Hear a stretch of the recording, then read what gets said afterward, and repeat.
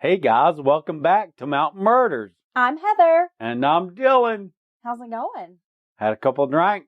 You had some drinks? Just 2 or 3. Or something? I lost count. You have a shot over there. That's not true. This is not a drunk episode. I need to warn people up front. This is like a tipsy episode. This is what is it, buzz driving's drunk driving episode? Yeah. Yeah. We're feeling a little loose. Yeah, we had a good evening. We did. We met up with Sunday, who is one of our friends and Mountain Murders patrons and just a big fan. Yeah, I love Sunday. We love Sunday. I do. It's incredible. It's an awesome name. Town, and so we met up with Sunday and we had a couple of drinks. Yeah. Some drinks. Drinks with the A. Yeah. Yeah. So it's been a really good evening. It has. I've had fun. You've been working a lot. I don't even want to talk about it. I know. Hey, I did craft some things I want to talk about in future episodes. Okay. Yeah, I'm going to call people out by name. Okay. Yeah. So we had to find time to sit down and record a brand new Mountain Murders episode. Yes. Are you going to give them the full history of this story? Well, the story that we're going to be talking about today, this case, we actually brought to our live show. Hey. So if you missed the live show, this is the case you missed.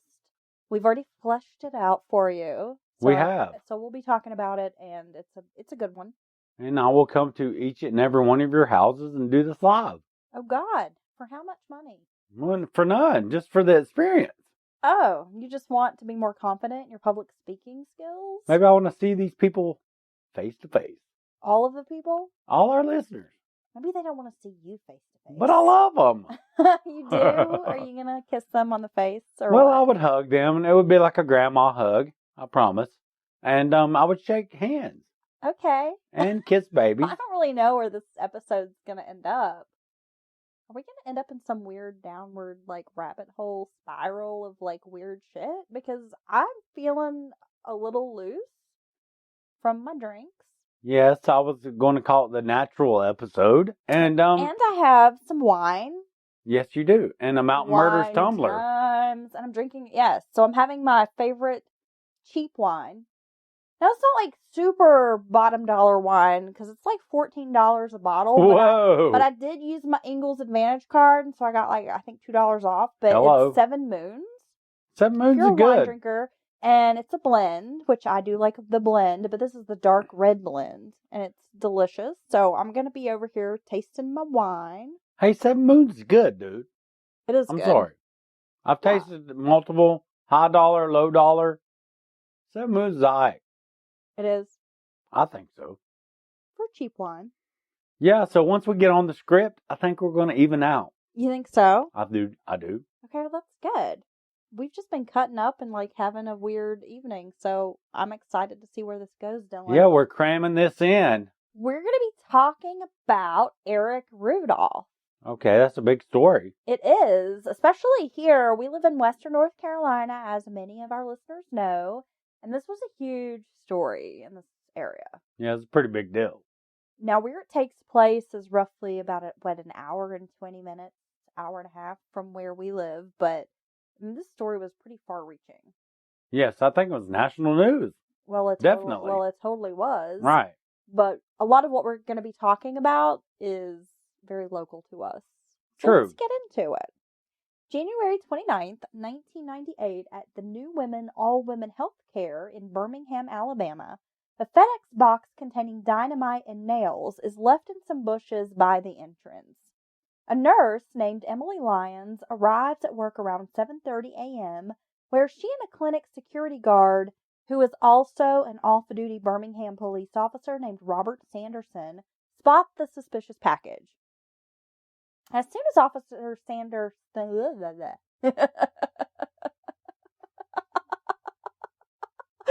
Leave that in. Fuck my life, I will. Leave it in.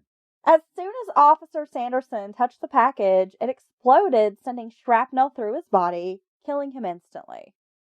Pretty fucking horrific. It is, but you're saying it in a whimsical voice. Am I? Like it's fun. Well, damn, now you've just ruined the podcast, Dylan. Sorry about that. Thanks for calling me.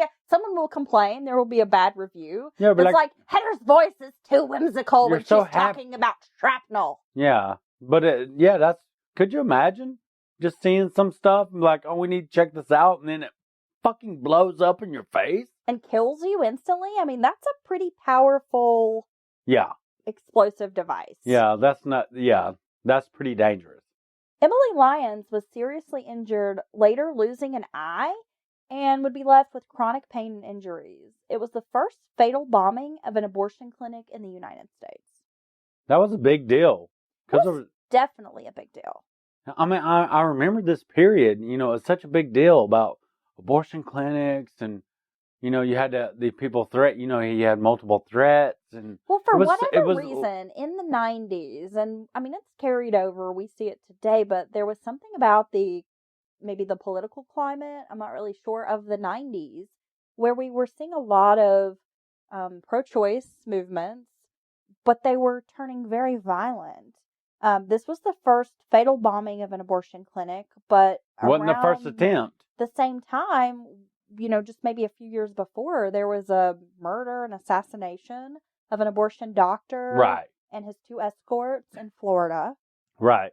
I mean, so this was like brewing in the 90s. Oh, definitely. Abortion was a key component of every election cycle. I remember, as a young person, it was a big deal.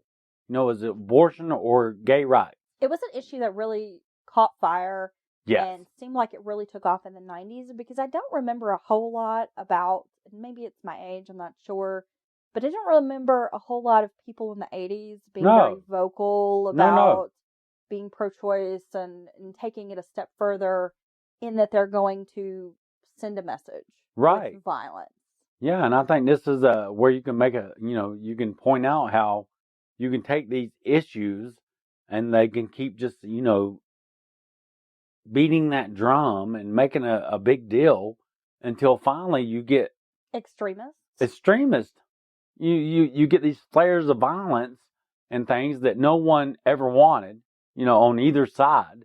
But this is what happens. But this was stoked by more than just the political rhetoric, which I'll get into later. Yes. A college student at the University of Alabama felt the blast and ran out of his dorm room. Jermaine Hughes noticed as everyone was running toward the devastation, a man walked calmly in the opposite direction. Now, this is a tip that investigators would later use to find the Boston bombers. Yeah, that's a big deal. The pre-med student jumped in his car and followed the suspicious man, who was on foot, and got a look at his face. Hughes then managed to pull over and phone police. Others that were overhearing Hughes' conversation with 911 started following the man, who slipped into a wooded area and eventually led out to the other side where his vehicle was parked. Quickly, someone scrawled the license plate number down. The green pickup truck belonged to Eric Rudolph, who lived in North Carolina. Fucking Eric Rudolph. We're going to get into a little of Eric Rudolph's background. As you know, one of my favorite things when we're talking about true crime is that I really like to dive into the background. Eric Robert Rudolph was born September 19th, 1966. He was born to parents Robert and Patricia Rudolph. The family lived in Merritt Island, Florida. There were 6 children, including Eric. Robert Rudolph was an aviation mechanic who had worked for NASA on the Apollo project. Okay. He had also been a lay preacher working with the prison ministry. Patricia was at one point a nun novitiate. I think I'm saying that correctly. I'm not sure. But that's a period of training and preparation that one takes in order to decide whether or not they want to take the vows to be a nun. Okay. So she'd basically gone through all of the training and had this period of time where she was trying to decide, is Make this what sure I want to do? This is what you want to do with your life and your future. Right, because it's a very strict lifestyle. It's a big commitment. It is. The pair met, ultimately she decides it's not for her. But the pair met working for a workers' community in New York City, which was like a hippie type of compound. They focused on helping the sick and the poor. Patricia eventually left the Catholic Church and began gravitating toward more fundamentalist Christian sects, at one point getting pretty into the Pentecostal church.